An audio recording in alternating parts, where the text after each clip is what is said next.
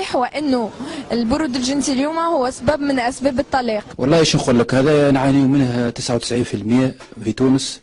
اما يحب حتى حد يحكي خاطر الموضوع حساس ويخاف من مرته، الناس الكل يخافوا من سنة، فهمتني؟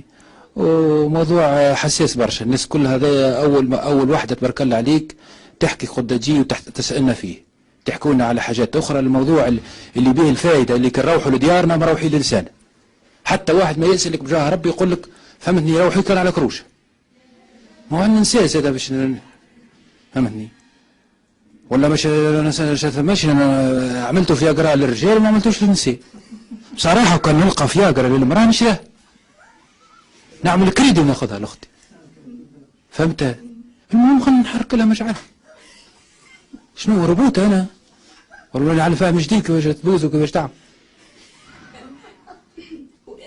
انه انت عانيت يعني منها، كانت مرتك كان عندها برود جنسي؟ مش كان مازال عندها برود، كان عندك حرام شهادتي ولا نحكي معك بالرسم. كيفاش تصرفت يعني لقيت مرتك بارده جنسيا، كيفاش تصرفت معها؟ تصرفت تصرف اوروبي، عندي اكسبيريونس نتاعي نعمل له حاجات تسخن. يا ودي شنو نسال فيه؟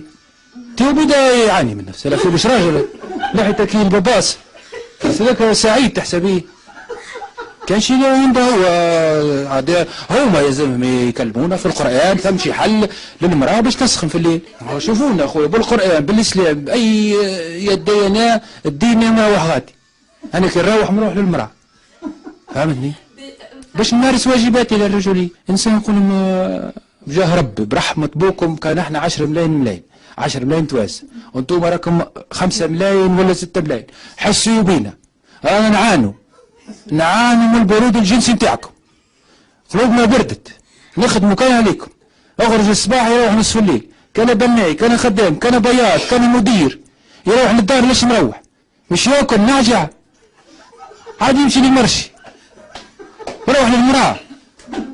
المرأة يلزمها في الدار تحط شوية مكياج، تحط شوية برفانات، ريحتها ثوب، قربتها معدنوس. مدارس يقريوهم الجنس كيفاش المرأة تتعامل مع رجلها في الجنس. يعملوا لهم بوبيات، يعملوا لهم أخشاب، يعملوا لهم حاجات، يعملوا لهم رجال يا أخويا مش مشكلة هذه لي.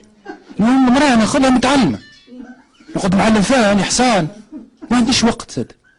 أنا بصراحة الحاجة الوحيدة ممكن باش ما نكذبش على مرتي، علاش فيها عندها حاجة 50% موجودة، إن أول مرة كي تجيبها حذايا تجيب الكوجينة تجي تدوش وتبرفن وتحط برفان حلوة، تحط مكياج حلوة، تحط كذا، وما حتى هي باردة هاك البرود هذاك ما نحسش بيه، قاعد نخدم على روحي، فهمتني؟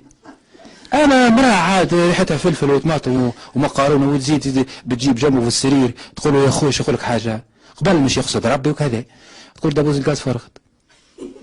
طيح لا منها 40% من الكونسنتراسيون، هو يعاود يركز وتقول له فاتورة الماء. هاك الراجل اللي سالك فلوس جا امس تعيشه وثم عايش خويا، ثم معامله والرجال لازم ينطقوا في تونس ويكذبوا كل توا، كل واحد عنده صاحبته، هكا لحيته عنده صاحبته. لا مانيش نايم عليه، القرآن كان عندكم طريقة بالنسبة لجماعة النهضة، سيبتونا صححت لكم وكيفاش يقولوا في الانتخابات، انتخبتهم جدوا بيا، انا انتخبتهم على اساس باش يبدا يفلم عليا وكله يخطب، هذا يكون ما يهمنيش، كي نروح في الليل نحب نرتاح، في الليل مش ناخذ 4. يا شيخ سيب اللعب، سيبها من التواسخ خلقتنا. تو انت كنت عايش في الانجلتير زعما الكل ربي يهديك، فهمتني؟ انسان مودرن وتعجبني وكذا، الكتب نتاعك حلوين، انت بعثتهم لتركيا شعلت النار، فهمت الناس عايشه غادي، جيت لهنا حسرتنا.